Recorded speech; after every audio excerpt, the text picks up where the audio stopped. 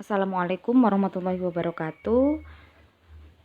Pada kesempatan kali ini saya akan menjelaskan mengenai elektronegativitas ya.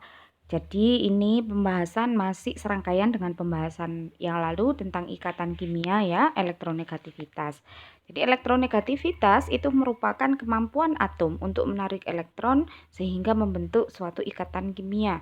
Jadi semakin kuat ya atom itu bisa menarik elektron, maka elektronegativitasnya semakin besar gitu.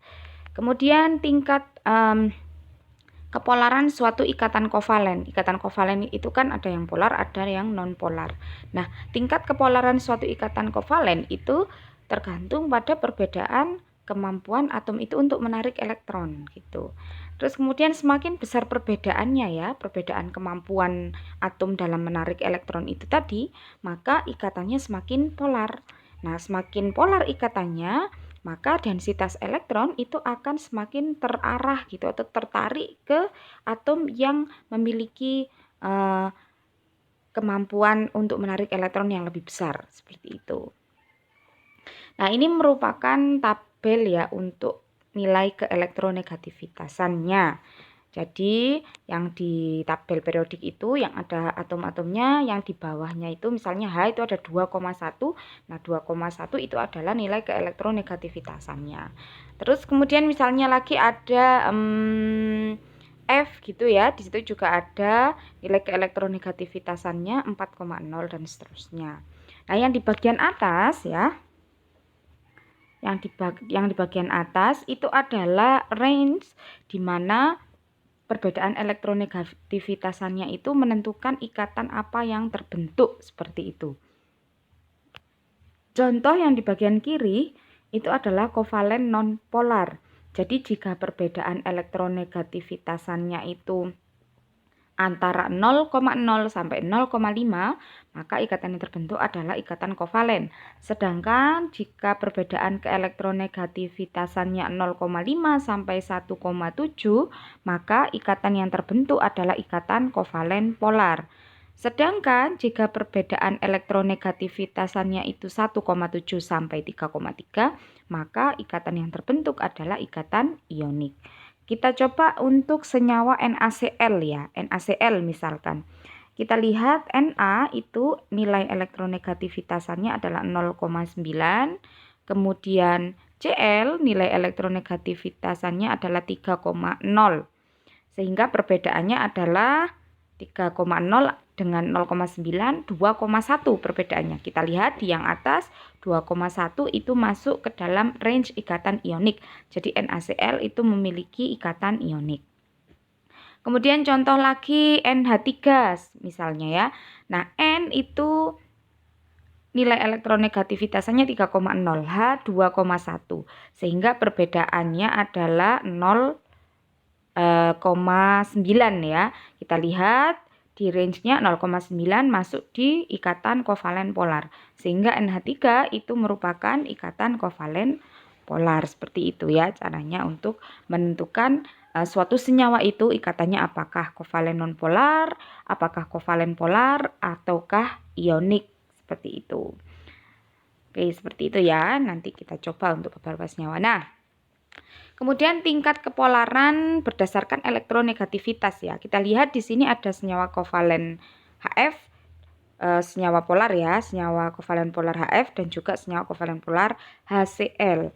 Nah, untuk HF nilai elektronegativitas hanya adalah 2,1, sedangkan F-nya adalah 4,0 sehingga perbedaannya 1,9 ya. Sedangkan untuk HCl itu elektronegativitas hanya 2,1, Cl 3,0 sehingga perbedaannya adalah 0,9.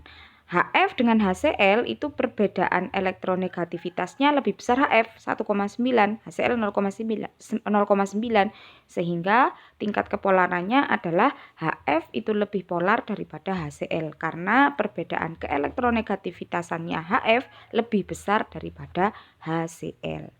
Oke. Nah, ini adalah bentuk-bentuk senyawa ya, senyawa. Di situ ada F2 yang sebelah kiri, kemudian yang tengah ada HF, kemudian yang sebelah kanan ada LiF. Warna biru ya, yang warna biru di gambar itu menunjukkan rendahnya densitas elektron. Sedangkan yang warna merah itu menunjukkan tingginya densitas elektron. Nah, di situ bisa kita ketahui ya dari penjelasan tadi, kalau densitas elektronnya tinggi berarti atomnya itu lebih menarik elektron atau lebih menarik elektron lebih banyak dibandingkan yang warna biru. Kalau yang densitasnya rendah berarti dia menarik elektronnya sedikit, sedangkan yang densitasnya itu lebih tinggi yang warna merah itu dia menarik elektron lebih banyak. Otomatis dari sini kita bisa ketahui bahwa di F2 itu sebaran elektronnya antara yang F1 dengan satunya lagi ya itu merata sebarannya karena warnanya rata. Sedangkan HF itu ya sebaran elektronnya yang di F yang warna merah itu lebih banyak, yang warna biru di H itu lebih sedikit.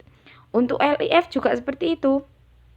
Elektron yang berada di F ya yang warna merah itu lebih banyak, kemudian yang berada di Li yang sebelah kiri yang warna biru itu lebih sedikit. Nah, dari sini kita bisa ketahui ya, untuk F2 itu bersifat nonpolar atau kepolarannya paling rendah.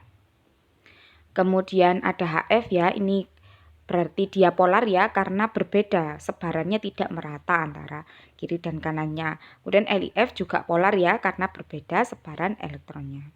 Oke. Nah, kita bisa menentukan dari bentuk molekul ya, selain dari nilai elektronegativitas, kita juga bisa menentukan kepolaran, menentukan dia polar atau nonpolar itu dari bentuk molekulnya. Kalau dia simetris ya, merata gitu bentuknya, maka dia termasuk senyawa nonpolar. Sedangkan kalau tidak merata sebaran elektronnya, maka dia termasuk senyawa polar. Nah, ini ada senyawa CH4, NH3, H2O, dan HF ya. Nanti coba ini ditentukan apakah dia polar atau nonpolar di forum diskusi. Oke.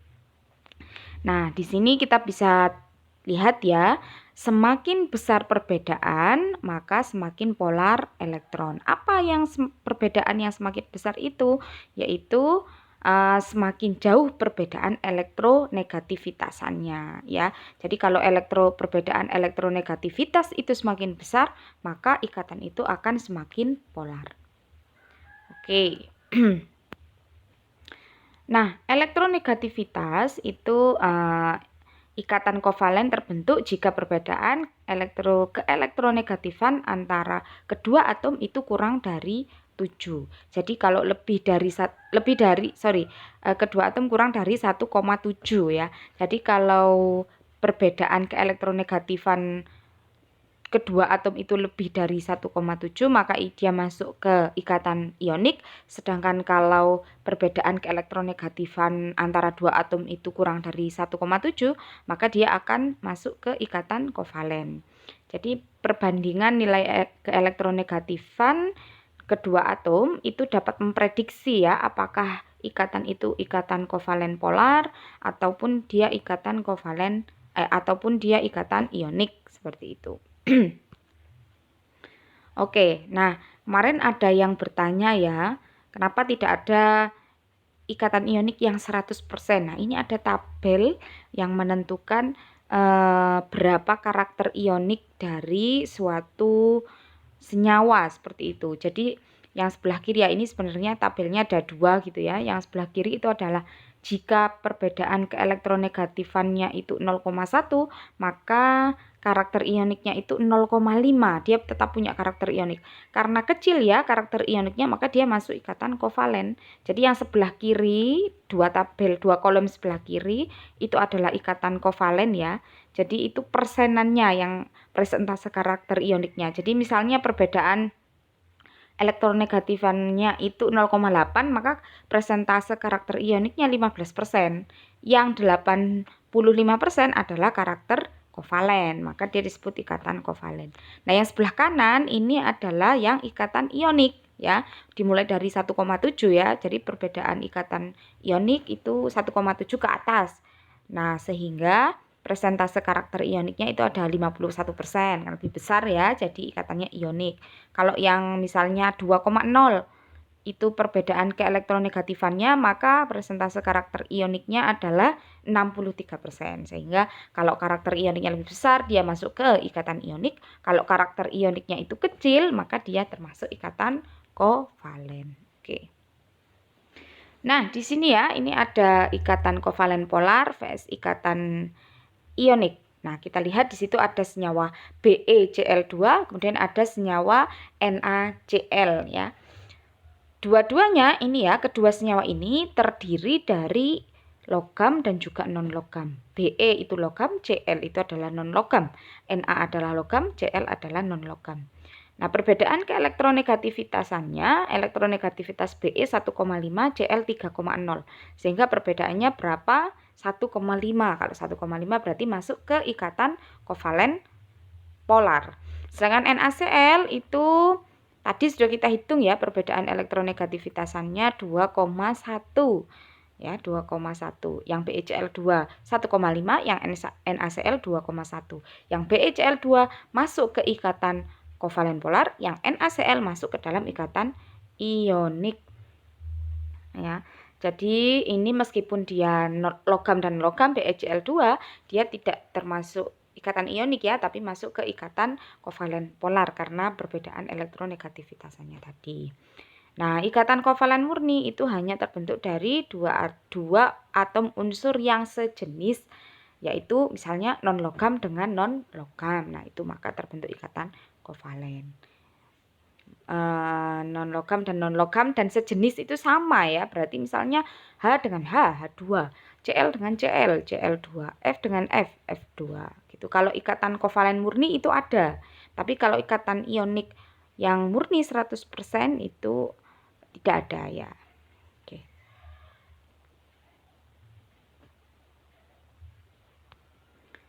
Oke.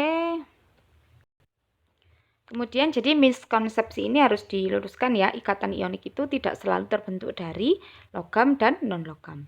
Kemudian ikatan kovalen juga dapat terbentuk dari logam dan non-logam seperti contohnya BeCl2 tadi. Kemudian tidak ada ikatan yang 100% ionik. Kalau 100% kovalen tadi ada yang sejenis, tapi kalau yang 100% ionik itu tidak ada. Kemudian interaksi anion dan kation itu tidak selalu menghasilkan ikatan ionik seperti Be 2+ dan Cl- tadi itu. Ini yang kita bahas di minggu lalu ya. Apakah kation dan anion itu selalu membentuk ikatan ionik? Ternyata tidak. Bisa jadi antara kation dan anion itu membentuk ikatan kovalen polar. Oke, akan saya lanjutkan ya nanti di part 2.